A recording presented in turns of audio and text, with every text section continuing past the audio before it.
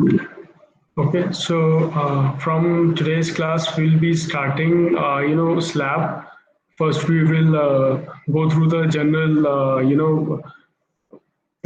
the general recommendations from the IS code IS 456 2000. ठीक है, वो कोड में क्या क्या रिकमेंड किया हुआ है वो हम लोग देखेंगे इसमें. So I'll just present my screen to you all, and we will then start the session.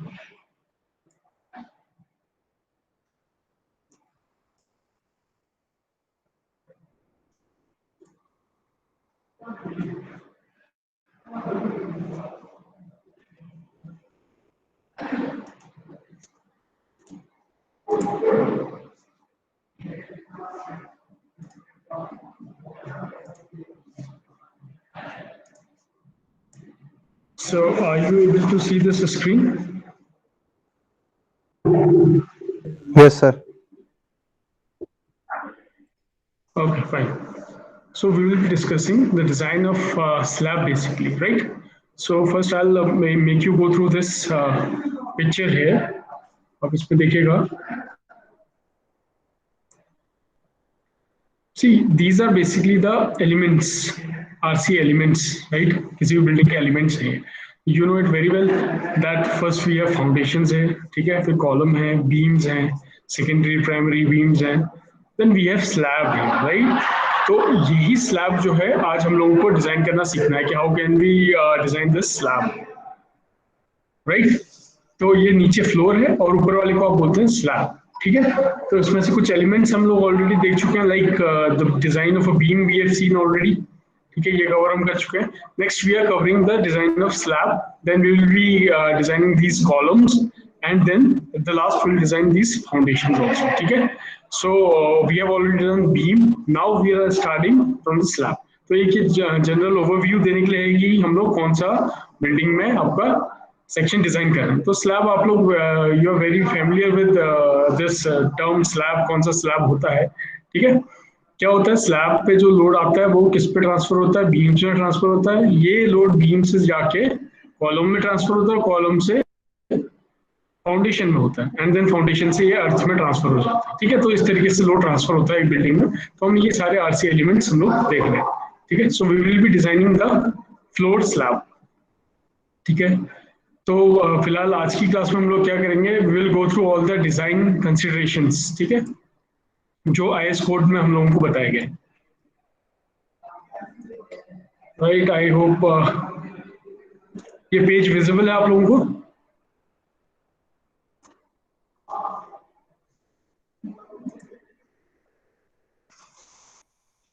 So can you see this design of beam and slab? Yes, sir.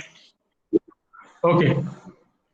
So first we'll go through the IS provisions. ठीक है, IS code क्या क्या कहता है? IS code that is IS 456 2000. ठीक है, and the first topic that we'll be discussing is your effective span. अब effective span क्या होता है ये आपके देख लीजिए page number, this is given in the section 22.2, page number 34 and 35 IS code. ठीक है, अगर आप लोग चाहेंगे तो मैं कुछ देर में आप लोगों को एक आईएस कोड में दिखा भी दूंगा कि कैसे ये होता है. ठीक है, तो these all the concept has been taken from IS code. ये सारी की सारी चीजें जो मैं बता रहा हूँ ये मैंने आईएस कोड से जॉट डाउन की हुई है.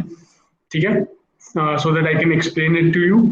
और आप लोग चाहें तो इसको आईएस कोड में भी देख सकते हैं, ये सारी चीजें अवेलेबल होंगी. तो आफ्टर सम टाइम और maybe in this lecture only I will show you that IS code में कहां पर ये चीजें प्रेजेंट है. ठीक, first we will be discussing the effective span. अब इफेक्टिव स्पैन क्या होता है देखिए. First I am taking the case of a simply supported beam. You know what simply supported beam is. ठीक है, दो सपोर्ट्स हैं यहाँ पर और ये बीम इसमें कॉलम्स में सपोर्ट की गई है. ठीक है, तो इसको बोलते हैं सिंपली सपोर्टेड बीम. ये इसका क्रॉस सेक्शन है. ऑफ कोर्स यहाँ पर रेनफोर्समेंट होगी, मेन रेनफोर्समेंट यहाँ पर प्रोवाइड की गई होगी. इधर पे वो आपको ये रेनफोर्समेंट दिख रही है 3 डॉट्स. ठीक है, this is your effective depth D from top edge to this one reinforcement तक का. ठीक है, ये सब आपको क्लियर है. So here W is the width of the column, C W, and L0 is the clear span. मतलब कि इस फेस से कॉलम के इस फेस तक की डिस्टेंस जो है दैट इज योर L0. ठीक है, ये क्लियर स्पैन बोलते हैं. अब हमें निकालना क्या है, इफेक्टिव स्पैन। इफेक्टिव स्पैन जरूरी क्यों हो जाता है, क्योंकि मैक्सिमम जो भी हम डिजाइन करते हैं उसमें हम लोगों को क्या यूज करना है, इफेक्टिव स्पैन का यूज करना है, ठीक है। सो when you will be designing this kind of beam, simply supported beam, तो आपको इफेक्टिव लेंथ लेनी पड़ेगी। और वो इफेक्टिव लेंथ आप कैसे कंसीडर करोगे, कोड में लिखा है effective length should be either L0 plus D. L0 plus D मतलब L0 ये है डिस्टेंस प्लस द डेप्थ, इन दोनों का जो भी आएगा सम करके, और L0 plus W, that means L0 plus this distance W मतलब कि विड्थ, मतलब W/2 और W/2 को आप ऐड करोगे तो W ही आ जाएगा, ठीक है। यहाँ से लेके बेसिकली यहाँ तक की लेंथ को ये बोल रहा है, this will be your effective depth, यहाँ से लेके यहाँ तक की, ठीक है, सेंटर टू सेंटर कॉलम को। तो अब इन दोनों में से कौन सी इफेक्टिव डेप्थ मानोगे आप, which ever is the minimum, ठीक है। So the minimum of these, so the minimum of these both will be your simply support your effective span, ठीक है। L effective से दिखाया हुआ है मैंने, so I'm showing this by L effective, EF, right? तो effective depth आप निकालोगे इस तरीके से, so the minimum of these two will be your effective length, ठीक है। Now next,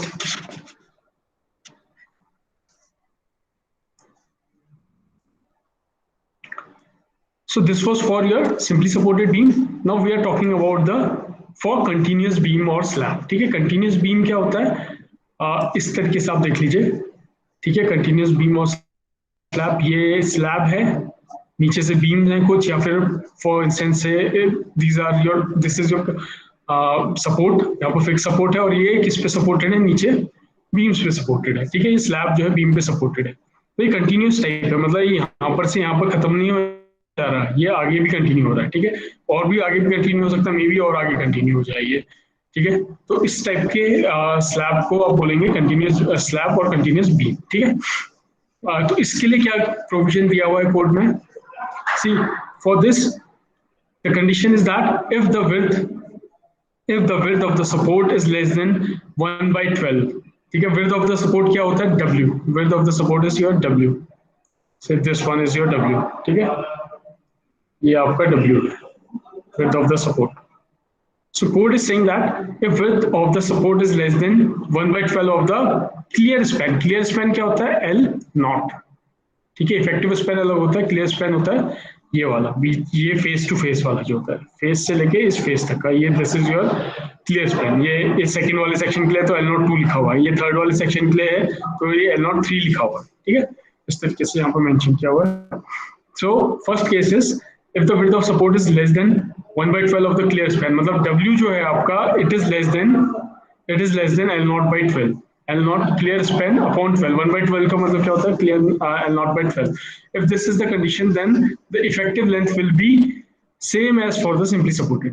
Simply supported के लिए क्या था, ये ऊपर वाला, यही केस आपका लग जाएगा, ठीक है।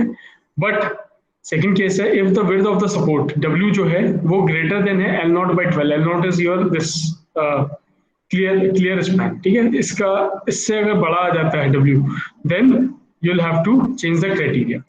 तो उसके लिए क्या क्राइटेरिया गिवन है, so let us see here,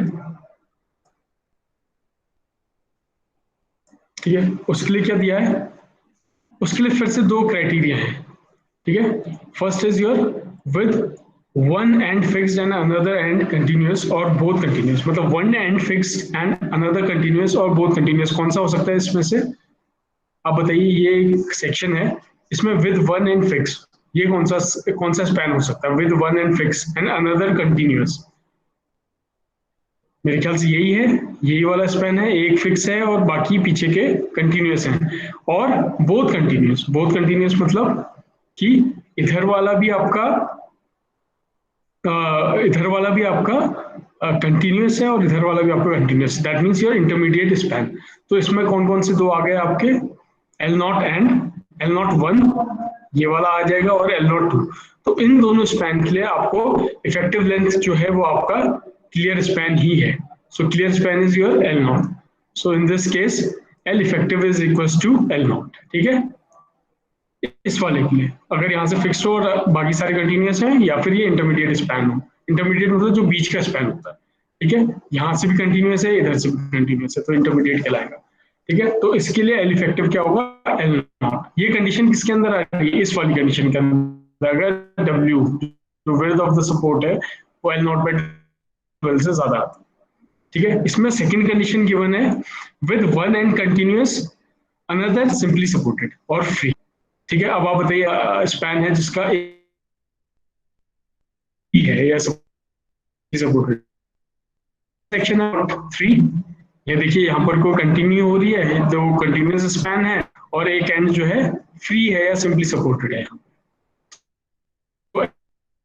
effective length will be your clear span मतलब एल नॉट। ठीक है, I'll take this back. So clear span will be your L naught plus W by 2. ठीक है, L naught plus W by 2, ये आ गया पहला condition.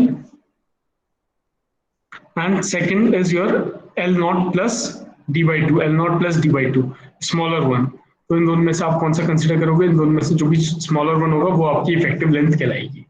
ठीक है, तो हमने दो केसेस देख लिए। First one was your this for your simply supported beam, second was your for continuous beam or slab। ठीक है, थर्ड केस हम लोग देख रहे हैं, this is for your cantilever. ठीक है, नाउ सी कैंटिलीवर में इफेक्टिव लेंथ क्या कहलाई जाएगी। कैंटिलीवर कैसा होता है, एक साइड से फिक्स होता है, एक साइड से फ्री होता है। ठीक है, कैंटिलीवर बीम कहलाई जाती है इसको। So cantilever first one is with the fixed end, तो फिक्स्ड एंड है, L naught will be its clear length. ठीक है, और डी जो है इफेक्टिव लेंथ है, तो effective length will be L effective will be L not plus D by two, simple, L not plus D by two will be it's effective length. ठीक है, मान लीजिए कोई कैंटिलीवर ऐसा है जो कंटिन्यूस एंड वाला है, कंटिन्यूस मतलब कि यहाँ से तो फिक्स है, यहाँ से फ्री होगा, ऑफकोर्स कैंटिलीवर एक साइड से फ्री होता है, बट ये वाला पीछे वाला जो पोर्शन है इसका ये फिक्स ना होके कंटिन्यूस है। कंटिन्यूस है मतलब कि आगे को और भी ज्यादा कहीं पर जोड़ रहा होगा। ठीक, तो इसके लिए इफेक्टिव लेंथ आप लोगे L not plus effective length will be your clear length. Clear length क्या है, L not this one plus half of this width, यहां तक की लेंथ, इतना यहां से लेके यहां तक का ये कहलाएगा, this will be your effective length. ठीक है, तो ये हो गया कैंटिलीवर का केस।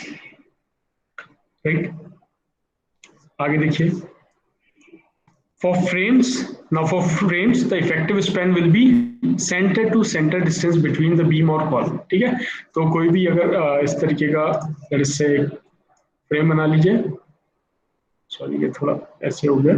ठीक है, तो centre to centre distance between the, ये मान लीजिए कॉलम है दो, इनके सेंटर टू सेंटर डिस्टेंस, इन दोनों के बीच जो डिस्टेंस होगा that will be your effective length in case of frame. ठीक है, तो ये सारे कोड में प्रोविजंस थे। ठीक है, इनफैक्ट अगर आप चाहें तो मैं आपको अभी दिखाई देता हूँ ये चीज।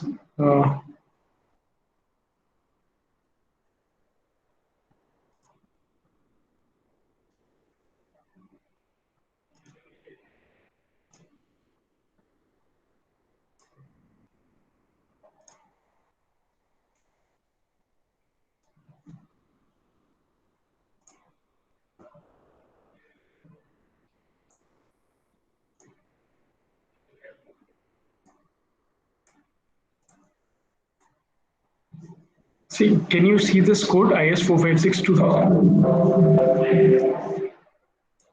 ये विजिबल है आपको? Yes sir. ठीक है, तो ये आपका IS कोड है। ठीक है, मैं आपको इसको दिखा देता हूँ। ठीक है, टॉप से मैं आपको दिखा देता हूँ कैसा आपका IS कोड है। ये इसका दिस इज योर जो इसका मानक जिसे बोलते हैं इसको। ठीक है, ये सर इसका फर्स्ट पेज है, राइट। इस तरीके से ये this is your IS code for plain and reinforced concrete code of practice. ठीक है, and this is your IS 456-2000 जिसकी हम बात कर रहे थे। ठीक है, तो इसमें सारे के सारे आपको सारे प्रोविजंस गिवन होते हैं, जो भी अभी तक हमने पढ़ा वो सब इसमें गिवन होता है। देखिए इसमें प्राइस भी गिवन है, ये पुराना प्राइस हो सकता है मे बी 830 प्लस 120 रुपीज। ठीक है, ये soft copy I will share with you, but अगर आप चाहें तो इसके हार्ड कॉपी अपने पास रख सकते हैं। ठीक है, उसकी जरूरत पड़ेगी आपको। तो यहाँ पर आपको पूरा कंटेंट दिया हुआ है, कहाँ पर क्या चीज है। ठीक है, तो जनरल डिजाइन कंसिडरेशंस हैं, सारे के सारे डिजाइन जितने भी हम लोग अभी कर रहे हैं ये सब इसमें मेंशन है, ठीक है। और जो मैंने आपको टेबल पेज नंबर में आपको बता रहा हूँ, you can easily find in this code also. So this was like मेरे ख्याल से 34 एंड 35 पेज में मैंने बोला था, मैं आपको सीधे वहां पे ले चलता हूँ। 34 and 35 page, this is 18 24 32 33 and this is 34। सी यहाँ पे लिखा हुआ है, देखिए इफेक्टिव स्पैन दिख रहा है आपको लिखा हुआ है ना। तो ये इफेक्टिव स्पैन के लिए सारे के सारे क्लॉज गिवन है जो मैंने आपको बताया। तो सिंपली सपोर्टेड के लिए मैंने आपको बताया था, the effective span of a member that is not built in with support shall be taken as clear span plus the effective depth of the slab और बीम और centre to centre of the support whichever is less. ये मैंने आपको बताया था, L not plus D या फिर L not plus W, इन दोनों में से जो भी लेस होगा वो आपका सिंपली सपोर्टेड स्लैब के इफेक्टिव स्पैन होगा, ठीक है। तो देखिए आपको ये पूरा रीड आउट करने की जरूरत नहीं है, जो मैंने आपको नोट्स दिए हैं उसमें बहुत क्लियरली मैंने आपको ये चीजें बताई। So same was the case for continuous beam also, ठीक है। ये दोनों केस मैंने आपको बताए थे, अगर एक एंड स्पैन हो और दूसरा इंटरमीडिएट हो तो क्या लेना है, दूसरा अगर फ्री हो और एक कंटिन्यूअस है तो क्या लेना है, ठीक है। ये आप लोगों को सब कुछ इसमें गिवन है। इसी तरीके से मैंने आपको कैंटिलीवर के लिए बताया, अभी जैसे मैंने बताया था कि अगर कैंटिलीवर का एक साइड फिक्स है, ठीक है, तो आप क्या लेंगे, you will take the support plus the half the effective depth except where it forms the end of the continuous beam where the length of the center to support shall be taken। तो ये मैंने आपको बताया था अभी। Frame के लिए मैंने आपको जस्ट अभी बताया, in case of analysis of continuous frame centre to centre distance shall be use, तो centre to centre distance use होनी है, ठीक है। तो ये देख लीजिए आप, इस तरीके से सारा का सारा आपको कोड में प्रोवाइड किया जाता है, ठीक है। तो ये वो कोड है। आगे भी जो मैं अभी चीजें बताने वाला हूँ आपको, वो आपको सब इसमें मिल जाएगा। अभी हम लोग ये बेंडिंग मोमेंट कोफिशिएंट्स हम लोग देखेंगे, so I will come back to this again, ठीक है। ये पेज में मैं दोबारा आऊंगा आपको जब हम यहाँ पे पहुंचेंगे इस पोर्शन में, ठीक है। देखिए सारे उसके लिए गिवन है, टी बीम, एल बीम, ठीक है, effective depth for a beam, सब आपको इसमें मेंशन किया गया। ये देखिए टी बीम, एल बीम, और ये सारी चीजें आप ये नोटिस करेंगे। अभी ये मैं आपको फिर से अभी ये चीज बताने वाला हूँ नेक्स्ट वाले में, ठीक है। वर्टिकल डिफ्लेक्शन लिमिट्स, तो ये पेज आप ध्यान में रखिएगा, पेज नंबर 37 है, ठीक है। तो अभी जो मैं डिस्कस करने वाला हूँ that is exactly this page number 37। तो कंट्रोल ऑफ डिफ्लेक्शन ही हम लोग पढ़ने वाले, ठीक है। सो मैं I will just come back to my notes.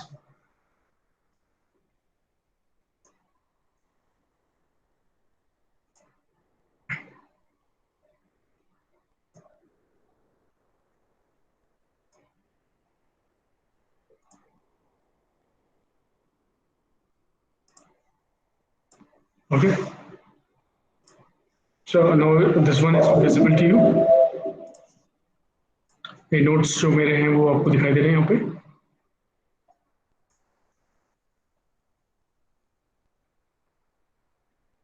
Anyone of you can just respond ताकि मुझे पता लगे कि आपको दिख रहा है।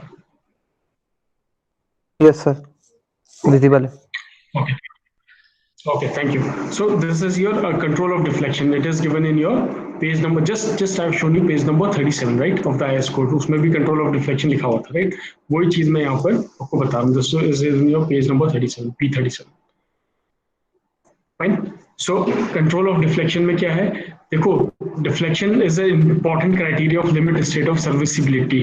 जब मैंने आपको limit state पढ़ाया था, मैंने आपको बताया था कि limit state दो उसमें रहता है, ठीक है। आपने ये दोनों चीजें देखा था, ठीक है। एक तो लिमिट स्टेट ऑफ कोलैप्स था, एक लिमिट स्टेट ऑफ सर्विसिबिलिटी। तो अभी तक का जो हमने देखा था वो लिमिट स्टेट ऑफ कोलैप्स था, मतलब कि ये स्ट्रक्चर फेल तो नहीं हो जाएगा, है ना। उसकी क्या फ्लेक्चर होगा, क्या शेयर होगा, क्या बॉन्ड होगा, कितनी डेवलपमेंट लेंथ होनी चाहिए, ये सब कुछ कोलैप्स में आता है कि ये कोलैप्स होगा कि नहीं होगा।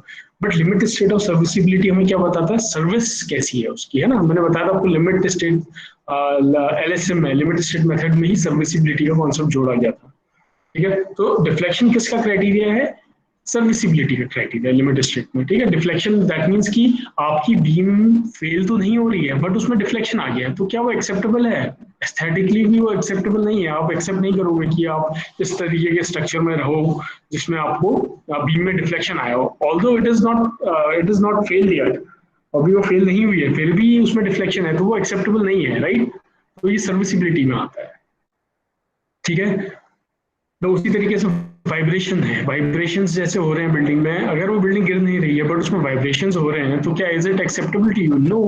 सो that comes under limited state of serviceability, ठीक है। So criteria to serviceability that there should be control of deflection, ठीक है। अब इसको कैसे चेक करते हैं, ये पेज नंबर 37 में गिवन है। सी what's given there is the final deflection, जो पूरा डिफ्लेक्शन होगा due to load, all type of load, किसी भी तरीके का लोड हो सकता है, ठीक है। That is the effect of temperature, चाहे वो टेम्परेचर की वजह से हो, क्रीप की वजह से हो, श्रिंकेज की वजह से हो, and increased from and measured from the cast level of the support of roof, floor and or horizontal member should not be greater than, it should not be greater than, ये important है, should not be greater than span upon 250। तो span जितना भी है उस section का या उस बीम का, दैट डिवाइडेड बाय 250, उससे ज्यादा नहीं होना चाहिए। जो फाइनल रिफ्लेक्शन है उसका क्राइटेरिया कितना है, ये कभी भी इससे ज्यादा नहीं होना चाहिए when measured from cast level. Cast level का मतलब क्या है, जब आपने उसको इनिशियली कास्ट किया गया है उस लेवल से अगर आप देख रहे हैं, ठीक है। अभी इसमें सिर्फ क्या है, इफेक्ट ऑफ टेम्परेचर आ रहा है, क्रीप, श्रिंकेज, ये सब आ रहे हैं और सारे टाइप के लोड्स आ रहे हैं, ठीक है। ये तब की बात कर रहा है, measured from cast, तो it should never increase, it should never be more than span upon 250, ये आपको ध्यान में रखना है, ठीक है। तो डिफ्लेक्शन कभी भी इससे ज्यादा नहीं आना चाहिए। सो दिस डिफ्लेक्शन है तो ये mm में आएगा, ठीक है। जितना भी स्पैन होगा mm में, डिवाइडेड बाय 250, इससे ज्यादा नहीं डिफ्लेक्शन होना चाहिए, ये आपका कोड कहता है, ठीक है। अभी मैं आपको कोड में भी इस चीज को दिखा दूंगा। Again second is the deflection. अब देखिए लैंग्वेज देखिएगा, the deflection including the effect of temperature, ये तो पहले भी था, creep and shrinkage occurring after the erection of partition and application of finishes. मतलब कि जब आपने पार्टीशन लगा लिए, पार्टीशन वॉल्स लगा लिए हैं और फिनिशिंग कर ली है। फिनिशिंग का मतलब कि आपने पीओपी वाला काम करवा लिया है, आपने क्या बोलते हैं इसको, प्लास्टरिंग करवा ली है, ठीक है। तो उसके बाद जो डिफ्लेक्शन है, it should not be more than span upon 350 or 220 mm और 20 mm, इन दोनों में से जो भी कम होगा, ठीक है, whichever is less, उससे ज्यादा एक्सीड नहीं करना चाहिए। मतलब डिफ्लेक्शन कभी भी 20 mm से ऊपर नहीं होना चाहिए या फिर स्पैन अपॉन 350 से ऊपर नहीं होना चाहिए। तो ये दोनों क्राइटेरिया आपको डिफ्लेक्शन में चेक करना है, ठीक है। तो ये भी एक एग्जांपल से भी मैं आपको दिखाऊंगा, तो आप इससे पता लगा सकते हो किसी भी में अगर डिफ्लेक्शन इससे ज्यादा आ रहा है तो that means it is not acceptable by the code, right. तो ये दो क्राइटेरिया कोड में आपको गिवन है, मेरे ख्याल से अभी उसमें मैं आपको फिर दिखा दूंगा, फिलहाल मैं आगे बढ़ता हूँ उसमें, ठीक है। चेक फॉर डिफ्लेक्शन, ठीक है। अब स्लैब दो तरीके से डिजाइन की जाती है, एक होता है वन वे स्लैब, एक होता है टू वे स्लैब, ठीक है। ये मैं आपको आगे बताऊंगा, जस्ट इसके बाद हम लोग यही टॉपिक डिस्कस करेंगे, मतलब not in today's lecture but next lecture will be on the one way slab and two way slab. तो अभी तो हम सब कोड के प्रोविजंस देख रहे हैं, इसके बाद हम लोग डिजाइन स्टार्ट करेंगे, तो तब मैं आपको क्लियर बताऊंगा वन वे क्या होता है और टू वे स्लैब्स क्या होता है, ठीक है। अभी आप सिर्फ ये ध्यान रखिए कि डिफ्लेक्शन के लिए वन वे स्लैब में क्या क्राइटेरिया गिवन है, ठीक है। वन वे स्लैब कैसे बोलते हैं, टू वे कैसे बोलते हैं, वो सब कुछ हम लोग आगे डिस्कस करेंगे। फिलहाल आप ये ध्यान रखिए, this is for your one way slab. So the vertical deflection limits are assumed satisfied if, vertical deflection limits कब satisfied मानी जाएंगी, if the basic span to effective ratio should not be more than, ठीक है। basic span ये लिख रहा है, span to effective depth, मतलब span to effective depth, effective depth is nothing but your D, ठीक है। It should not be more than, and span is your effective span only, ठीक है। L effective upon your effective depth is your D, ठीक है। Capital D होता है overall depth, effective depth होता है D। तो ये रेशियो जो है, ठीक है, ये ratio should not be more than, it should not be more than, ये ratio should not be more than these values. Span upon effective depth should not be more than 7 for cantilever, 20 for simply supported and 26 for continuous, ठीक है। इन सारी values को मैं बोलता हूँ ए value बोल दे रहा हूँ अभी, ठीक है। फॉर बेटर अंडरस्टैंडिंग मैं इनको ए वैल्यूज बोल रहा हूँ, ठीक है। ये वैल्यूज है, तो कभी भी स्पैन अपॉन इफेक्टिव डेप्थ का जो रेशियो है वो कैंटिलीवर में 7 से ज्यादा नहीं होना चाहिए, सिंपली सपोर्टेड 20 से ज्यादा नहीं होना चाहिए, कॉन्टिन्यूस में 26 से ज्यादा नहीं होना। Again this is given in the code in the same page. अभी ये मैं आपको दोबारा से दिखाता हूँ कोड, ठीक है। तो इसका कहने का क्या मतलब है, जो मैंने अभी आपको बताया इससे क्या इन्फ्रेंस है, इसका कहने का मतलब ये है कि जो स्पैन अपॉन इफेक्टिव डेप्थ है, this one, it should not be greater than, it should be less than, or it should not be greater than, or it should be less than the a value, इससे बड़ा नहीं होना चाहिए, ठीक है। तो इससे आप इसको अगर आप ऊपर लेके जाओगे इफेक्टिव डेप्थ को, स्पैन के नीचे ए वैल्यू को लाओगे, तो कहने का मतलब ये है कि कभी भी आपकी effective depth that is your small D should not be greater than or equals to span upon a value। इससे आप चेक कर लोगे इफेक्टिव डेप्थ कभी भी इससे ज्यादा नहीं होना चाहिए, तो वो डिफ्लेक्शन के क्राइटेरिया में फेल हो जाएगा अगर इससे ज्यादा होगा तो, ठीक है। तो इस तरीके से आप चेक कर सकते हो। नेक्स्ट आप क्या देख सकते हो उसमें, नेक्स्ट प्रोविजन है एक्सेप्ट फॉर कैंटिलीवर, ठीक है, एक्सेप्ट फॉर कैंटिलीवर, कैंटिलीवर के अलावा अगर स्पैन 10 मीटर से बड़ा है, ठीक है, अगर उसका स्पैन 10 मीटर से बड़ा है तो A value should be multiplied by 10 upon span in metre, ठीक है।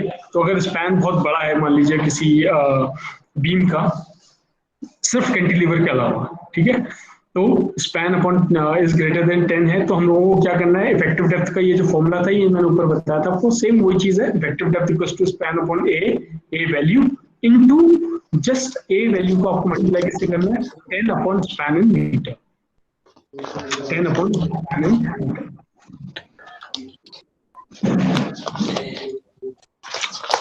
So, is it clear? Is there any issue?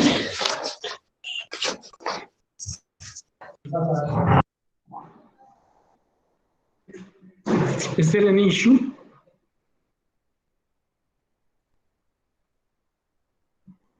Okay. ठीक है, तो ये आपका क्या हो जाएगा, जैसे मैंने आपको बताया इफेक्टिव डेप्थ आपकी हो जाएगी span upon A value into 10 upon span in metre, बस ये ध्यान रखिएगा स्पैन इन मीटर लिखा है, तो अगर 6 मीटर का स्पैन है तो 10 अपॉन 6 आपको मल्टीप्लाई करना पड़ेगा, only if the span is more than 10 metre, ठीक है, अगर उसका स्पैन जो है 10 मीटर से बड़ा है। तो एक न्यूमेरिकल एग्जांपल यहाँ पर है, मैं आपको दिखा देता हूँ, बहुत शॉर्ट एग्जांपल है, इजीली आप लोग कर पाएंगे इसको। देखिए, for a 20 metre span, 20 metre का स्पैन है, सिंपली सपोर्टेड बीम बता रखा है, what will be the effective depth. See this kind of questions come when your get exam. कितना छोटा सा क्वेश्चन पूछा है, देखिए 20 mm का स्पैन है, सिंपली सपोर्टेड बीम बता रखा और बोला है आपसे कि इफेक्टिव डेप्थ बताओ, तो आप इफेक्टिव डेप्थ का सीधे फॉर्मूला लगा लो, ये वाला effective depth is span upon the A value, ठीक है, ए वैल्यू आप कहां से देखोगे, ऊपर से देखोगे, यहां से देख लो आप ए वैल्यू क्या थी हमारा, C A value for simply supported beam is 20 है कि नहीं, 20 है, सो आपको नीचे ए वैल्यू की जगह पे 20 सब्स्टिट्यूट करना पड़ेगा। अगर ये कंटिन्यूअस बीम होती तो 26 लेते, अगर ये कैंटिलीवर होता तो 7 लेते, ठीक है। तो अभी आपको 20 लेना है because it is simply supported beam, तो आपने यहाँ पर ले लिया स्पैन अपॉन ए वैल्यू। अब देखिए स्पैन जो है 20 मीटर्स का है, तो ये 10 मीटर से ज्यादा का है, तो ये वाला फॉर्मूला अप्लाई होगा इसमें, ये वाला, ठीक है। तो span upon 20 into 10 upon span in metre, span in metre is 20 metre, so this will give you, span हो गया आपका 20 मीटर्स में था, तो mm में मतलब 1000 से मल्टीप्लाई करोगे आप, 20 into 10/20, this will give you 2000 mm, ठीक है, या 2 मीटर का आपका इसका इफेक्टिव डेप्थ है, तो सिंपली आप इस तरीके से निकाल सकते हो, ठीक है। So this also gives you formula for the effective depth also, ठीक है। तो ये आपको ध्यान में रखना पड़ेगा, या ध्यान में भी क्या रखना है वो कोड में आपको दिखी जाएगा, अभी मैं आपको दिखा देता हूँ, ठीक है। अब नेक्स्ट चीज आप देखिए, third is your modification factor. अब इसमें एक मॉडिफिकेशन फैक्टर भी लगता है, ठीक है, वो आपको मैं बता देता हूँ, अगेन आपको ये भी आपको कोड में मिल जाएगा उसी पेज पे, ठीक है। So modification factor MF1 based on the tension reinforcement. इसमें क्या होता है, हम लोग एक मॉडिफिकेशन फैक्टर से भी मल्टीप्लाई करते हैं इस वैल्यू को इफेक्टिव डेप्थ निकालने के लिए, ठीक है। सो ए वैल्यू जो ऊपर की वैल्यूज थी can be multiplied bye modification factor MF1 based on tension reinforcement provided, जो टेंशन reinforcement प्रोवाइड की गई उसकी बेस, तो आपको फॉर्मूला बन जाता है effective depth equals to span upon A value into MF1। अब बात आती है कि आप ये MF1 मतलब कि मॉडिफिकेशन फैक्टर 1 इसकी वैल्यू आप कैसे फाइंड आउट कर सकते हो। सो आपको एक ग्राफ गिवन है. So see this is again in page number 4, मैंने मेंशन किया हुआ है ऑलरेडी. पेज नंबर 38 पे आपको एक ग्राफ प्लॉट किया होगा. ठीक है, आप परसेंटेज ऑफ टेंशन रेनफोर्समेंट, जितनी भी परसेंटेज ऑफ टेंशन रेनफोर्समेंट आई उसके कॉरस्पॉन्डिंग MF1 की वैल्यू देख सकते हो. मॉडिफिकेशन फैक्टर 1 होगा depending upon this, depending upon these values. ठीक है, तो आप इस ग्राफ को रीड आउट करके डायरेक्टली इस वैल्यूज को निकाल सकते हो. ठीक है, तो आप इस तरीके से भी आप निकाल सकते हो. यहाँ पर एक गिवन है this sigma s equals to 0.58 times fy. Fy is nothing but your yield strength. ठीक है, जो भी उसकी yield strength होगी 0.58 times yield strength into area of steel required and area of steel provided. ये आपको मल्टीप्लाई करना पड़ेगा. This way you will find this fs value. ठीक है, उसके कॉरस्पॉन्डिंग आप लोग उस fs के कॉरस्पॉन्डिंग, जो भी fs के कॉरस्पॉन्डिंग जितना परसेंटेज ऑफ स्टील है आप निकाल लोगे उसकी मॉडिफिकेशन फैक्टर. तो यहाँ से ये वैल्यू y एक्सेस आप रीड कर सकते हैं इसलिए उसमें. ठीक है, MF1 का आपका यूज हो जाएगा. उसी तरीके से आपको सेकंड दिया रहता है मॉडिफिकेशन फैक्टर 2. ठीक है, ये तब होगा जब आपका कंप्रेशन स्टील भी आपको it will be based on the compression steel also. ये भी जब प्रोवाइडेड होगा तब होगा. ठीक है, तो इफेक्टिव डेप्थ क्या हो जाएगी उस केस में, स्पैन अपॉन ए वैल्यू. ये तो पहले से ही था. MF1 was for tension reinforcement और MF2 जुड़ जाता है कंप्रेशन रेनफोर्समेंट के लिए. ठीक है, MF1 और MF2 दोनों मल्टीप्लाई करना पड़ेगा. Same page number, figure number 6, page number 39, same उसी पेज पे गिवन है. इसको भी आप उसी तरीके से रीड आउट कर सकते हो. Percentage of compression steel given है, MF2 की वैल्यू गिवन है. आप इसके कॉरस्पॉन्डिंग किसी भी परसेंटेज ऑफ स्टील के कॉरस्पॉन्डिंग MF की वैल्यू निकाल सकते हो यहाँ से. ठीक है, तो MF2 ये आपका हो जाएगा इस तरीके से. तो you can read this graph also. और अदरवाइज ये वैल्यू गिवन भी हो सकती है. कभी कभी आपको अगर ग्राफ नहीं रीड करना है तो आपको क्वेश्चन में हो सकता है कि modification 1 based on tension steel और कंप्रेशन स्टील ये ऑलरेडी गिवन हो आपको क्वेश्चन. ठीक है, तो ये सारी चीजें हैं इसमें. ठीक है, same is for the T beam और एल बीम. ठीक है, ये भी रेशियो आपको गिवन है. अगर टी बीम और एल सेक्शन आपको आता है डिजाइन करने को तो भी ये फिगर आपको वहां पर गिवन होगा. ठीक है, तो इसमें भी रिडक्शन फैक्टर यूज होता है. राइट, सो ये आप लोग उसमें कोड में आपको मिल जाएगा. अभी आपको फिलहाल अभी इसकी जरूरत पड़ेगी नहीं. जब हम लोग डिजाइन करेंगे कोई T beam then I will show you this. ठीक है, बट इनकी आपको जरूरत पड़ेगी ऊपर जो हमने देखा. सो these were all the criteria for the one way slab. ठीक है, लेकिन मान लीजिए अगर आपका स्लैब 2 वे स्लैब है. ठीक है, मैंने बताया हम आगे डिस्कस करने वाले हैं 1 वे एंड 2 वे स्लैब. तो जान लीजिए क्राइटेरिया क्या है. तो अगर ये आपका 2 वे स्लैब डिजाइन कर रहे होते हैं आप, तो आप कैसे डिफ्लेक्शन चेक करोगे. उसके लिए गिवन है ओनली फॉर शॉर्टर स्पैन, मतलब जिसका 3.5 मीटर से कम का स्पैन हो, 3 किलोमीटर से कम लग रहा हो. ठीक है, for load less than 3 kilonewton per meter square. So this one is given as your B values. ऊपर A values थी 1 way slab के लिए, B values हैं for a 2 way slab. ठीक है, तो सिंपली आप देखना सिंपली सपोर्टेड बीम और कंटिन्यूअस बीम दो का गिवन है इसमें. Simply supported beam if it is mild steel तो ये 35 लोगे आप वैल्यू B वैल्यू, और अगर कंटिन्यूअस है तो 40 लोगे. तो आप सीधे इसको चेक कर सकते हो. ठीक है, तो ये क्या लिखा है, span to overall depth ratio, जो मैंने आपको बताया था, span to overall depth ratio.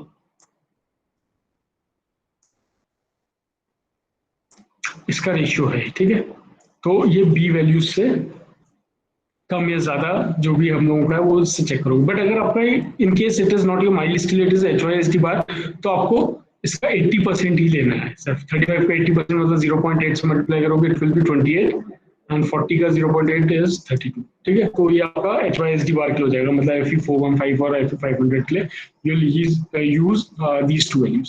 So overall depth will be your overall depth small d will be your span upon the B value. B value किसके लिए ले रहे हैं हम लोग, 2 वे स्लैब के लिए. ठीक है, A वैल्यू हम लोग ले रहे थे 1 वे स्लैब के लिए. ये बस ध्यान रखिएगा जब हम आगे डिजाइन करेंगे.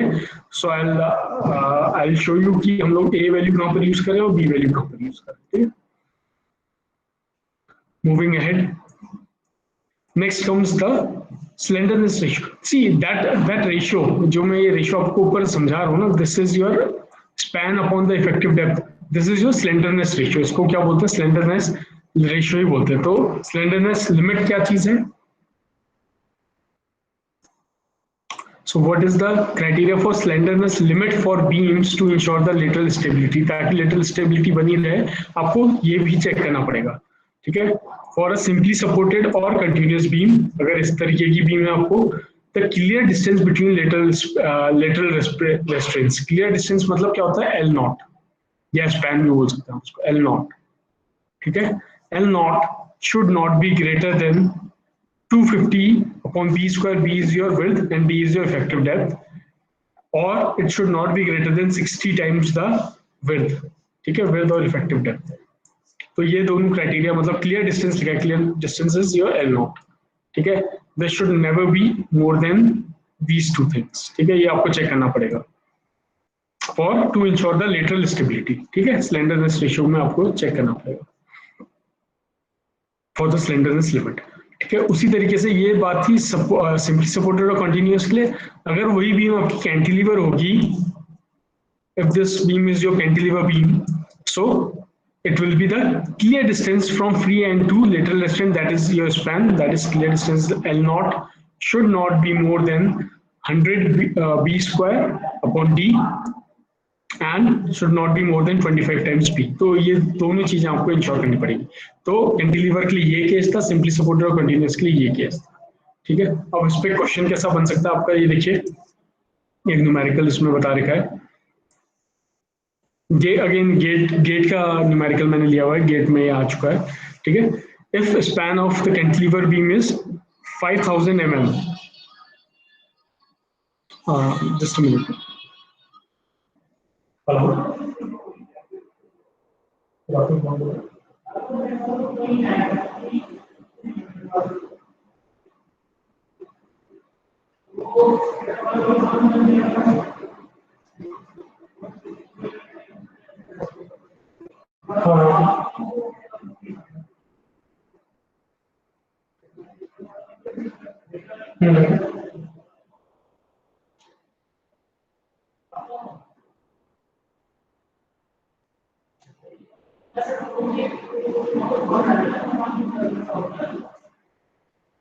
आप एक बार ज्योतिषर से बात करो, जो हमारे एचओडी है उनसे बात करो, वही एडमिशन हेड भी है, ठीक है।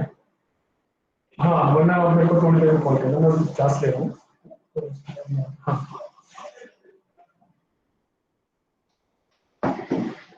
sorry class for the disturbance, okay, so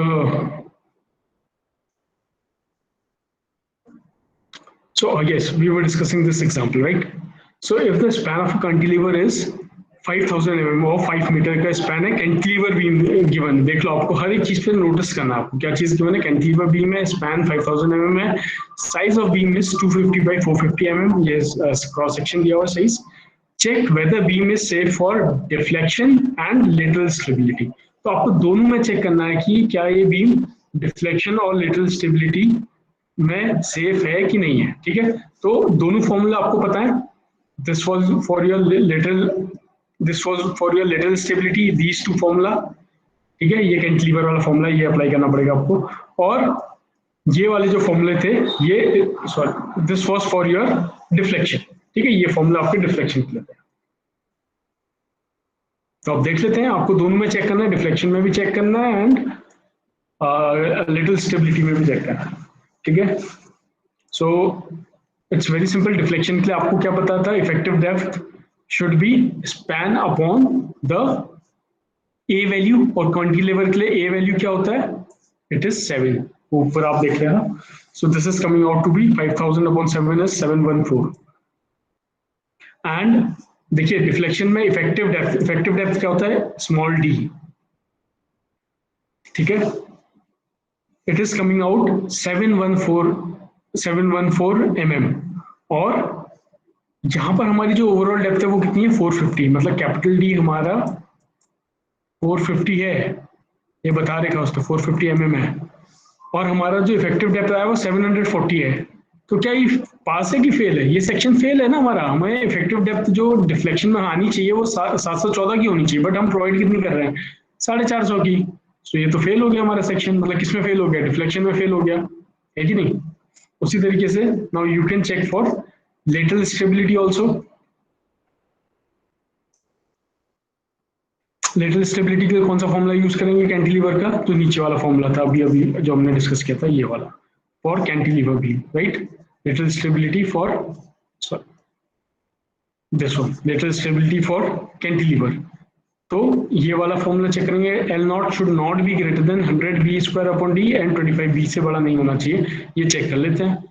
तो ये मैं फॉर्मूला लगा रहा हूँ, span should not be greater than 100 B square upon D, that is 250 upon this is coming out to be 15625, मतलब 15,000 टू 15.6 मीटर आ रहा है, ठीक है। और स्पैन कितना मीटर का था हम लोगों का? स्पैन कितना था इसमें हम लोगों का? 5 मीटर का। तो span should not be greater than this value. तो ठीक है, 5000 का हमारा स्पैन है, span is our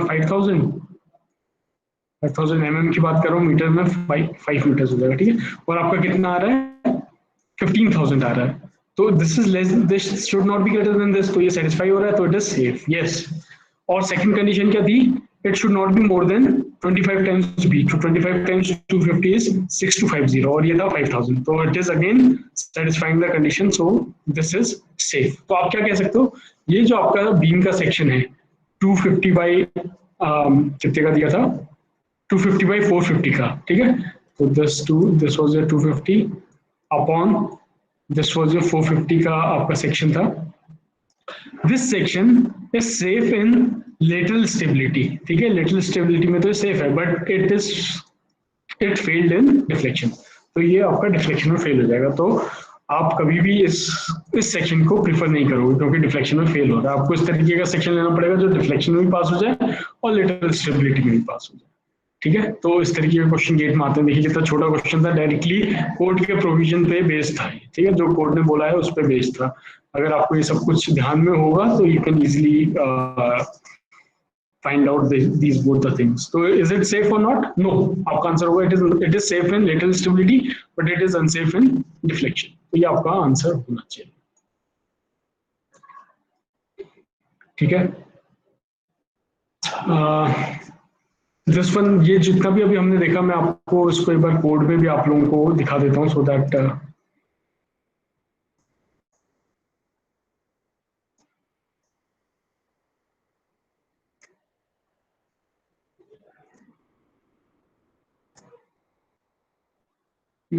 this is okay, so this is your code, right? So अभी मैंने आपको बताया था कंट्रोल ऑफ डिफ्लेक्शन, देख लीजिए इसमें ये कंडीशन गिवन है, final deflection and the deflection including the effect of temperature creep after erection partition should not exceed span upon 250 आला था और span upon 350 ये था, और 220 mm whichever is less, ठीक है। ये सेम कंडीशन मैंने अभी आपको बताई थी। उसी तरीके से मैंने आपको ए वैल्यू वाला जो बताया था, that was your these values, ठीक है। Span ratios, span to effective depth ratio for span is up to 10 metre, अगर 10 मीटर तक का है तो ये these were your A values, ठीक है। ये अभी अभी मैंने आपको बताया था। तो इसमें कोड में नहीं लिखा हुआ है, मैंने खुद के कन्वीनियंस के लिखा है कि ए वैल्यूज में इनको बोलूंगा, ठीक है। So cantilever was 7, simply supported was 20 और कंटीन्यूअस 26 था, ये जस्ट मैंने आपको बताया, ठीक है। फिर मैंने आपको ये कंडीशन बताई थी कि अगर स्पैन 10 मीटर से ऊपर होगा तो आपको क्या करना है, दीज वैल्यूज, ये ए की जितनी भी वैल्यूज हैं उसको आपको 10 अपॉन स्पैन से मल्टीप्लाई करना है, ठीक है। ये सारी की सारी चीजें मैंने आपको बताई। नेक्स्ट हम लोगों ने जो देखा था वो था मॉडिफिकेशन फैक्टर, राइट। अभी जो मैंने MF1 और MF2 बताया था, ये है उसका ग्राफ। तो आप इसका FS की वैल्यू निकाल सकते हो, FS के कॉरस्पॉन्डिंग मॉडिफिकेशन फैक्टर आप MF1 निकाल सकते हो, ठीक है। तो ये वो ग्राफ है, आपको रटने की जरूरत नहीं है, आप आसानी से निकाल सकते हो। परसेंटेज ऑफ टेंशन रेनफोर्समेंट निकालना, ये फॉर्मूला जो मैंने आपको बताया था ऑलरेडी लिखा है, 0.58 FY area of cross section of the required section और area of cross section of the steel provided, कितना स्टील रिक्वायर्ड है और कितना प्रोवाइडेड है। अगर आप इसमें एफएस निकालोगे तो उसके कॉरस्पॉन्डिंग आपका मॉडिफिकेशन फैक्टर आ जाएगा। सी MF1 was for tension reinforcement के लिए मैं MF1 लिख रहा था। उसी के बाद मैंने आपको MF2 वाला बताया था, so this was your for compression reinforcement. See modification factor for compression reinforcement MF2, ठीक है, तो आप इस वाले ग्राफ से आप इजीली फाइंड कर सकते हो, नहीं तो कभी कभी आपको ये वैल्यूज गिवन भी हो सकती है। ठीक है, this was for your web and flange width जो मैं बताया था, उसके लिए ये वाला ग्राफ आप लोग यूज करेंगे for effective depth for flange beams, ratio of span of effective depth for flange beams. ठीक है, अगर वो एल टाइप की हो या एल बीम हो या टी बीम हो, जो भी बीम होगा उसके लिए आप ये वाला देखो। फिर मैंने आपको बताया था फॉर लेटरल स्टेबिलिटी, जो अभी हम डिस्कस कर रहे थे, स्लेंडरनेस लिमिट कितनी होनी चाहिए, it should not exceed 60 B और 250 B square upon D whichever is less. कौन सा निकले था, for simply supported and continuous beam. ठीक है, सेम यही चीज मैंने आपको बताई है। और नेक्स्ट आपका था for cantilever the clear distance from the free end cantilever it should not be exceeding 25 B और 100 B square upon D whichever is less. इन दोनों में से जो भी कम होगा इससे कभी भी एक्सीड नहीं करना चाहिए। ठीक है, तो ये लेटरल स्टेबिलिटी के लिए हमने देखा था, इससे पहले हम लोगों ने किसके लिए देखा था, डिफ्लेक्शन के लिए देखा था। ठीक है, और जो दूसरा बी वैल्यूज मैंने आपको बताई थी वो यहाँ से ली गई है। देखो, फॉर टू वे स्लैब्स और स्पैन लेस देन 3 मीटर और लोड जो है 3 किलोन्यूटन पर मीटर से स्मॉल है, तो these were your simply supported slab और कंटिन्यूस स्लैब के लिए 35 और 40 वैल्यूज थी। This I was calling B values. ठीक है, तो ये भी मैंने आपको बताया था, बी वैल्यूज ये रही। तो देख लीजिए आपके कोड में सब कुछ प्रोवाइडेड है, बस कंडीशन ये है कि आपको पता होना चाहिए how to use this code. ठीक है, आपको कुछ भी चीज रखने की जरूरत नहीं है, सब कुछ कोड में है, बट आपको इंटरप्रेट करना आना चाहिए कि कहाँ पर मुझे क्या चीज यूज करनी है, दैट इज इम्पोर्टेंट।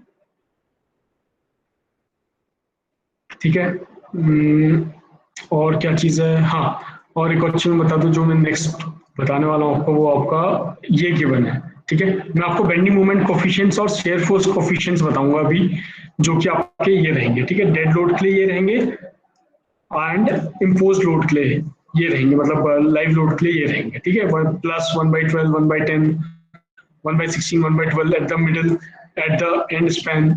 ठीक है, ये सब कुछ अभी आपको मैं वहां पर दिखाऊंगा। ठीक है, बस आप ध्यान रखना कि ये आपको टेबल में कौन सी टेबल में गिवन थे। This is given in your table number 12 and table number 13। ये याद रखना, शेयर कोफिशिएंट और बेंडिंग मोमेंट कोफिशिएंट्स। ठीक है, उसी तरीके से डेड लोड, लाइव लोड के लिए जो भी कॉरस्पॉन्डिंग वैल्यू होंगी वो आपको मिल जाएंगी यहाँ पर, सिंपल। ठीक है, सो ये जस्ट हम अभी डिस्कस करने वाले हैं। ये सारी वैल्यूज आप थोड़ा ध्यान में रखिएगा, ये वैल्यूज 1/12 प्लस 1/10 एंड दी 0.4, 0.45, ये सारी वैल्यूज अभी आपको दिखेंगी, तो मैंने ये आपको प्रोवाइड कर दूंगा। ठीक, तो मेरा भी ये मेन ऑब्जेक्टिव था कि मैं आपको बताऊं कि कोड में आप कैसे देख सकते हो इन वैल्यूज को। ठीक है, सो बेंडिंग मोमेंट कोफिशिएंट और शेयर फोर्स कोफिशिएंट्स मैं नेक्स्ट टॉपिक में डिस्कस करने वाला हूँ। It will take another 5 or 10 minutes. So I'll come back to my screen.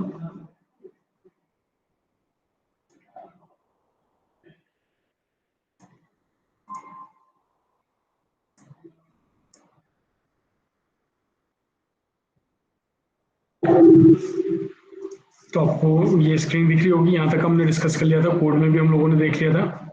Now next is your C. अच्छा, उससे पहले एक और चीज है, आपकी जो कोड की प्रोविजंस हैं वो और भी गिवन है, जैसे कि page 26.5 sorry clause 26.5 page number 46 पे आप देखेंगे तो स्टील एनफोर्समेंट कितनी प्रोवाइड करनी है ये भी दिया गया है। ठीक है, तो ये सबसे इंपॉर्टेंट क्राइटेरियाज हैं, ये आपको ध्यान में भी होने चाहिए, नहीं है तो आपको कोड में मिल जाएंगे इस जगह पे। मैंने आपको सब कुछ मेंशन किया हुआ है कहाँ पर क्या चीज है। It is just that you should know how to use that code. तो देखो ये क्या बोलता है, minimum tension reinforcement for beams, मतलब एएसटी। टेंशन क्या होता था, area of steel and tension, AST. जो मिनिमम एएसटी है वो कितना होना चाहिए, कोड बोलता है for beams it should be AST minimum upon BD should be equals to 0.85 times FY। तो आप इसको सिंपल निकाल सकते हो, AST मिनिमम कितना होना चाहिए, this into BD upon FY, इसको ऊपर ले जाके आप निकाल सकते हो। ठीक है, ये कोड में गिवन है मिनिमम।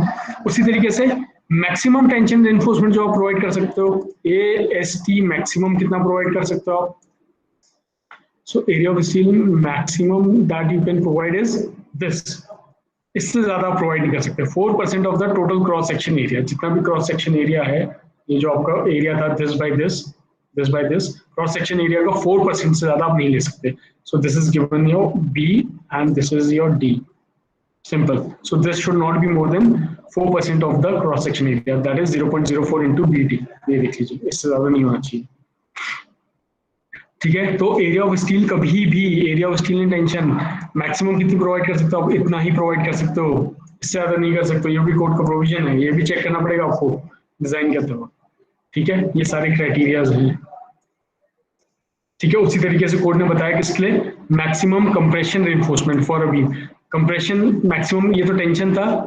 कंप्रेशन क्या होता था, area of steel in compression, जो ऊपर की तरफ लगती थी कंप्रेशन जोन में, ASC। तो वो मैक्सिमम कितनी प्रोवाइड कर सकते हो, ये भी आप 4% of the total cross section area से ज्यादा नहीं प्रोवाइड कर सकते, ठीक है। तो ये कभी कभी गेट में डायरेक्टली पूछ लेते हैं कि कोड का क्या प्रोविजन है। ये सब तो बीम के लिए था। Now this is for your slab. See, slab के लिए क्या प्रोविजन है, मिनिमम रेनफोर्समेंट, AST मिनिमम कितना दे सकते हो आप, मिनिमम लिखा है ना, तो this will be your AST minimum.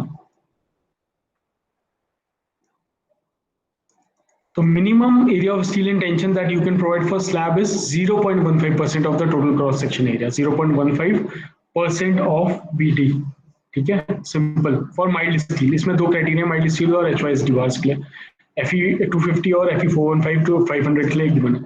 और अगर वो HYSD बार यूज कर रहे हो आप, हाई यील्ड स्ट्रेंथ बार यूज कर रहे हो, तो it should B 0.12% of the total cross section area. देखिए कितना कम परसेंट है टोटल क्रॉस सेक्शन एरिया का, सिर्फ इतना ही परसेंट आप, इतना तो होना ही चाहिए, ठीक है।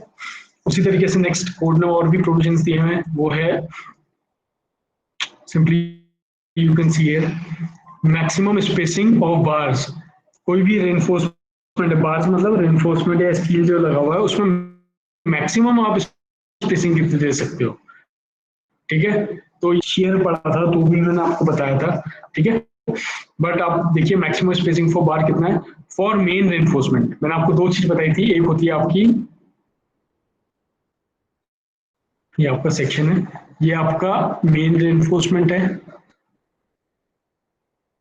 ठीक है। This is your main reinforcement, जो आपको इस तरीके से दिखती है, और इसके बाहर से आप शेयर रेनफोर्समेंट प्रोवाइड करते हो इसको टाई करने के लिए, ठीक है, शेयर को रेजिस्ट करने के लिए। तो दो टाइप की बार्स हैं, one is your main reinforcement, these one, ये वाली जो है, and one is your, this is your main. ये तो अभी तक का क्लियर हो गया होगा आपको। और डिस्ट्रीब्यूशन बार या फिर शेयर रेनफोर्समेंट बोलते हैं ये वाली, जिससे आपने इसको बांधा हुआ है। तो this is your distribution bar, this is distribution bar, this is your main बार। तो इन दोनों के लिए स्पेसिंग गिवन है, spacing of the bar for maximum for main reinforcement shall be 3D और 300 mm, इससे ज्यादा आप नहीं प्रोवाइड कर सकते, ठीक है। ये क्राइटेरिया या तो 3D होना चाहिए या फिर 300 mm, इन दोनों में से जो भी मिनिमम होगा that will be your maximum spacing. उसी तरीके से डिस्ट्रीब्यूशन बार के लिए शुड बी 5D और 450 mm, ठीक है। तो ये आपको कंसीडर करना पड़ेगा। और वैसे ही जो हमने स्टिरअप वाला केस देखा था उसमें भी क्राइटेरिया था, ठीक है, वो हमने मैक्सिमम स्पेसिंग क्राइटेरिया देखा था, 0.75D और 300 था, ठीक है। तो ये सब आपको ध्यान में रखना पड़ेगा। उसी तरीके से maximum dia of bar for a slab, अब कितना आप कितनी मोटी सरिया यूज कर सकते हो, ठीक है, उसका दिया हुआ है। So the maximum dia should be depth upon 8, जितनी डेप्थ है आपकी, टोटल डेप्थ, मतलब स्लैब के केस में वो थिकनेस हो जाएगी, बीम के केस में वो डेप्थ है, स्लैब में उसको ही डेप्थ बोलते हैं, ठीक है। तो सो this will be a total thickness, मान लीजिए इस तरीके का आपका स्लैब है, ठीक है, ये इसकी थिकनेस है, इतना चौड़ा आपका स्लैब है, लेट अस से दिस इज योर थिकनेस, मतलब यही इसकी ओवरऑल डेप्थ कहलाएगी। जैसे कि बीम का सेक्शन होता था तो यहाँ से यहाँ तक का डेप्थ कहलाती थी, उसी तरीके से, बट स्लैब में इतना चौड़ा सेक्शन नहीं होता, स्लैब पतला सेक्शन होता है, तो उसी को आप थिकनेस बोलते हो। तो मैक्सिमम डाया ऑफ बार, आपका जो डायमीटर है बार का ना, कोई भी सरिया आप यूज करोगे वो इससे ज्यादा बड़ी नहीं होनी चाहिए, टोटल थिकनेस T या फिर D अपॉन 8, इससे बड़ी बार आप यूज नहीं कर सकते, ठीक है। तो यहाँ पर एक एग्जांपल भी दिया हुआ है, देखो, अगर आपका स्लैब 75 mm का है, मान लो ये आपका 75 mm है, या thickness is 75 mm, maximum dia of bar, आप कितनी डाया की बार यूज कर सकते हो, सिंपल आप ये फॉर्मूला यूज करना। So maximum dia of bar that you can use is 75 upon 8, that will give you 9.3 mm, ठीक है। तो 9.3 से बड़ी बार आप यूज नहीं कर सकते, तो 9 की तो आती नहीं है, बाजार में आती कितने की है, या तो 8 mm की आती है, 10 mm की आती है, तो आप कौन से यूज करोगे, 8 mm बार यूज करो, क्योंकि 9.3 है ना, इससे बड़ा यूज नहीं कर सकते हो। तो आप 10 mm तो यूज कर ही नहीं सकते, बट आप 8 mm यूज कर सकते हो, ठीक है, उसके नियरेस्ट जो वो आप यूज कर सकते हो। तो इस तरीके से आप मैक्सिमम डाया पता कर सकते हो कि स्लैब में कितना है। Now this is the last portion that I was talking about, bending moment and shear force coefficient, ठीक है, जो भी अभी मैंने आपको दिखाया जस्ट वहां पे, bending moment and shear force coefficient for a continuous beam। देखिए ये एक बीम है, ये बीम दिख रही है आपको, कंटिन्यूस टाइप है, यहाँ पर एक सपोर्ट्स हैं, कॉलम है या सपोर्ट्स हैं, ठीक है, इस बीम को बोलते हैं कंटिन्यूस टाइप। क्यों? क्योंकि ये फर्दर आगे कंटिन्यू हो रही है, इसलिए इसको बोलते हैं कंटिन्यूस टाइप। देखिए मैंने टेबल नंबर 12 भी लिखा हुआ है यहाँ पे, मैंने अभी बताया था। तो बेंडिंग मोमेंट जब आप कंसीडर करोगे ना, तो आपको बेंडिंग मोमेंट कोफिशिएंट और शेयर फोर्स कोफिशिएंट लेना पड़ेगा। तो पहले मैं बेंडिंग मोमेंट की बात कर लेता हूँ। बेंडिंग मोमेंट कोफिशिएंट देखिए डेड लोड और लाइव लोड के लिए गिवन थे। तो अगर आपका एंड वाला स्पैन है, एंड वाला सबसे पहला है, तो उसमें आपको यहाँ तो जीरो हो जाएगा, खैर बेंडिंग मोमेंट जीरो होगा, यहाँ पर मैक्सिमम है पॉजिटिव, फिर यहाँ पर नेगेटिव सपोर्ट्स में, ठीक है। बेंडिंग मोमेंट का डायग्राम इस तरीके से बनता है। तो फिर से पॉजिटिव एट द सेंटर और नेगेटिव एट द सपोर्ट, उसी तरीके से positive at the centre, negative at the support. तो आप उसी हिसाब से प्लस और माइनस की वैल्यू ले सकते हो। तो अगर आपको इस जगह पे निकालना है, ठीक है, तो आप बेंडिंग मोमेंट कोफिशिएंट क्या लोगे, डेड लोड में आपको 1/12 से मल्टीप्लाई करना पड़ेगा और लाइव लोड में आपको 1/10 से, जो मैंने अभी जस्ट बताया था आपको, ठीक है। अगर आपका ये वाला है जहां पर आपका स्पैन आ रहा है, सॉरी जहां पर आपका सपोर्ट आ रहा है, स्पैन में जो सपोर्ट आ रहा है वो नेगेटिव है, तो इट विल बी -1/10 इंटू -1/9। तो आपको इससे मल्टीप्लाई करना पड़ेगा डेड लोड को और लाइव लोड को। तो ये कोफिशिएंट्स हैं जो आपको फाइंड आउट करना पड़ेगा, ठीक है। तो डेड लोड जो बेंडिंग मोमेंट होता है वो कैसे लेते हैं हम, WL² लेते हैं, यहाँ पर लिखा हुआ है साहब WL², WD मतलब W dead load, W live load, ठीक है, इंटू L²। इससे आपको मल्टीप्लाई करना पड़ेगा जिस भी जगह पे आप निकाल रहे हो। अगर आप यहाँ पे निकाल रहे हो तो आपको 1/12 से मल्टीप्लाई करना पड़ेगा, अगर आप यहाँ पे निकाल लो तो -1/10 से मल्टीप्लाई करना पड़ेगा, अगर आप यहाँ पे निकाल रहे हो बीच इंटरमीडिएट स्पैन में तो आपको 1/16 से मल्टीप्लाई करना पड़ेगा।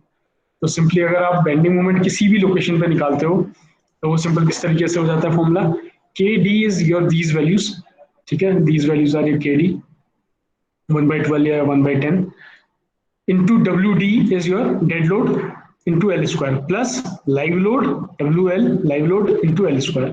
so अगर मैं at support of end span बोलूं, ये है इसका सपोर्ट, ये देखिए एंड स्पैन का सपोर्ट यहाँ तो जीरो है, बट यहाँ पर आप देखोगे मैं इस जगह पे निकाल रहा हूँ at the support of the end span. तो ये एक सपोर्ट है, ये एक सपोर्ट है, इसमें तो जीरो है, मैं इस वाले में निकाल लेता हूँ। इस वाले में देखिए मुझे कितने से मल्टीप्लाई करना है, -1/10 से डेड लोड वाले को मल्टीप्लाई करना है और -1/9 से लाइव लोड को मल्टीप्लाई करना है। सिंपल देख लीजिए आप, मैंने क्या किया है, -1/10 से डेड लोड वाले को किया है, WD को मल्टीप्लाई किया है, WD L² और -1/9 से मैंने किसको मल्टीप्लाई किया, लाइव लोड वाले को मल्टीप्लाई किया। तो इस फैक्टर से आपको मल्टीप्लाई करना पड़ेगा। These are called your bending moment coefficients and same is the case with your shear force coefficient also. तो ये है आपका शेयर फोर्स वाला डायग्राम, ये अगेन आपको सेम उसी टेबल पे, टेबल नंबर 13 पे गिवन है, दीज वैल्यूज आर गिवन, वो तो फिगर में गिवन था, ये टेबल में गिवन है। तो shear force at any location, देखो शेयर फोर्स कैसे होता है, यहाँ पर मैक्सिमम है, सेंटर पे मिनिमम हो जाता है, फिर सपोर्ट पे मैक्सिमम हो जाता है, ठीक है, यहाँ से पॉजिटिव नेगेटिव। तो ये शेयर फोर्स डायग्राम है कंटिन्यूस बीम का, ये आपको आता होगा, ठीक है। तो डेड लोड और लाइव लोड की वैल्यूज क्या क्या है, 0.4 एंड 0.45 अगेन जो मैंने कोड में दिखाई थी जस्ट अभी, ठीक है। अगर आपको यहाँ पर निकालना है तो 0.6, 0.5, 0.55 इंटू WD इंटू L, ठीक है। बेंडिंग मोमेंट जब हम लेते हैं तो हम क्या लेते हैं, WL² बेंडिंग मोमेंट के लिए, और शेयर फोर्स के लिए हम लोग लेते हैं, ये तो आपको निकालना आता ही होगा, WL, ठीक है। तो WL, आप WL से इसको मल्टीप्लाई कर दो किसी भी फैक्टर को जहां भी आप निकालोगे, तो you can see here shear force V is KD1, मान लो आप इस जगह पे निकाल लो तो ये हो जाएगा 0.4 डेड लोड के लिए into dead load into L, वहां L² थे, यहाँ पर WL है बस, KL1 लाइव लोड के लिए 0.45, तो यहाँ पर 0.45 पुट करना, WL आपको पता होगा, L आपको पता होगा, so you can find the share force coefficient also. तो ये चीज आप ध्यान में रखना, into bending moment WL² into the coefficient, coefficient को मैं K से दिखा रहा हूँ, K ऑफ डेड और लाइव, जो भी होगा डेड और लाइव लोड, और इसमें भी आपको कोफिशिएंट ऑफ द डेड और लाइव लोड, ये जो भी कोफिशिएंट दिए ये K की वैल्यूज हैं, these are your K values, ठीक है। डेड लोड के लिए ये वाली ले लेना ऊपर वाली, लाइव लोड के लिए नीचे वाली ले लेना, तो इससे मल्टीप्लाई करना पड़ेगा। ठीक है, ये आगे चल के न्यूमेरिकल में मैं आपको दिखाऊंगा कहाँ पर हम यूज कर रहे हैं। So these were some of the concept for designing the slab and beam, continuous beam और स्लैब के लिए ये कुछ कंसिडरेशंस थे जो हमने लिए हैं। ठीक है, जो नेक्स्ट क्लास में आपकी लूंगा उसमें मैं आपको, जैसे मैंने बताया, there are two ways to design a slab, that is one way slab and two way slab. ठीक है, तो let me just stop sharing. So what we will do in the next class, I'll discuss the one way slab and the two way slab. ठीक है, वो दोनों हम लोग discuss करेंगे कि कैसे करना है, उस पर बेस्ड एक डिजाइन करके देखेंगे, एक या दो डिजाइन करके देखेंगे ताकि आप लोगों को क्लियर हो जाए कि how what are the procedure to what are the steps to basically design a one way or a two way slab, तो क्या क्या डिफरेंस होते हैं दोनों में। ठीक, वो दोनों चीजें, बट वो जो मैं सेक्शन शुरू करने वाला हूँ उससे पहले मैं चाहूंगा कि आप थोरोली ये जितने भी स्टेप्स, ये स्टेप्स तो नहीं थे, मतलब जितने भी कोड के प्रोविजंस हैं इसके थ्रू एक बार जाइए। ठीक है, ये आपको पूरी डिजाइन में काम आने वाले हैं। ठीक है, तो हम जब भी डिजाइन करेंगे तो आपको कंफ्यूजन नहीं होना चाहिए कि सर ये चीज क्यों ले रहे हैं, ये चीज क्यों ले रहे हैं, है ना। तो आपको इस वीडियो से जो आज हमने क्लास किया है it will be very clear to you कि हम लोग कोड में कहाँ पर यूज कर रहे हैं, क्यों यूज कर रहे हैं, कोड में कहाँ पर किस चीज के लिए कौन सा प्रोविजन। ठीक है, सो मेरे ख्याल से काफी होगा आज के लिए इतना, मैं आपका लेक्चर का टाइम भी ओवर हो गया। ठीक है, मीनवाइल आप लोगों ने मेरे ख्याल से प्रेजेंट उसमें चैट बॉक्स में लगा दिए, किसी का अगर छूट गया हो तो they can also just put their attendance on the chat box, वहां से मैं आपका सेशन रिकॉर्डेड, ये सेशन रिकॉर्डेड है, मैं आपकी अटेंडेंस वहां से ले लूँगा।